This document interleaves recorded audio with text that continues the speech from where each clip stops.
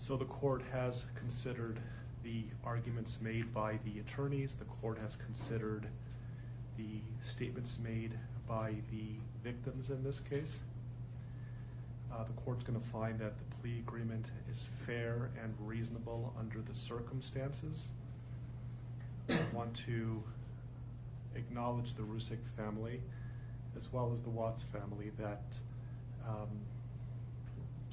showing mercy on Mr. Watts is understood, and I respect that decision to request that the district attorney not seek the death penalty in this case. And so the court is going to accept this plea bargain under the circumstances.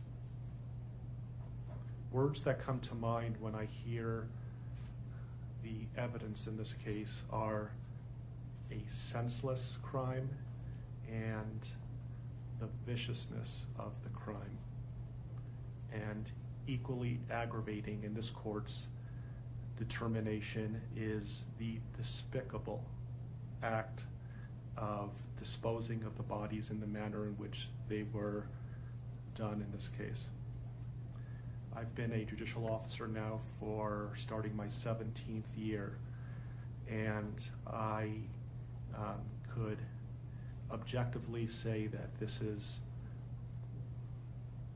perhaps the most inhumane and vicious crime that I have handled out of the thousands of cases that I have seen.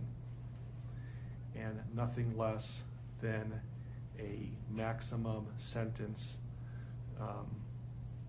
would be appropriate, and anything less than the maximum sentence would depreciate the seriousness of this offense.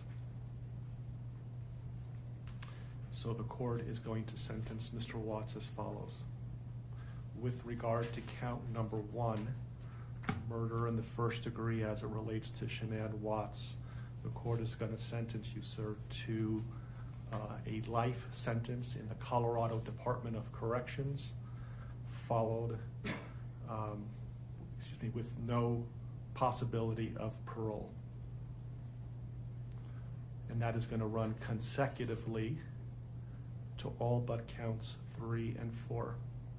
With regard to count 2, as it relates to murder in the first degree with Bella, the court is going to sentence you to life in the Colorado Department of Corrections with no possibility of parole. With regard to count number 3, the court is going to sentence you as it relates to Celeste to life in the Colorado Department of Corrections with no possibility of parole.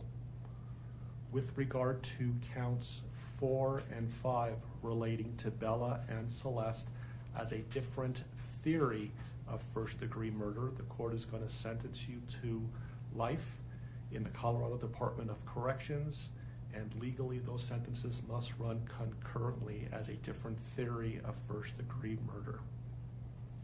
Recognizing the unlawful termination of pregnancy for the unborn child that has been named Nico, the court absolutely believes that the maximum sentence of 48 years would be appropriate to run consecutive to the other charges, with an additional mandatory parole period of 3 years as set forth by statute. With regard to count number 7, as it relates to tampering with a deceased body, as well as counts 8 and 9, each a class 3 felony, the court is going to impose a maximum sentence of 12 years each for those counts to run consecutively to the other counts. The court is going to order that the statutory fees be paid and court costs. The court's going to grant the prosecution 91 days to file a notice of restitution, and that will be the sentence of the court.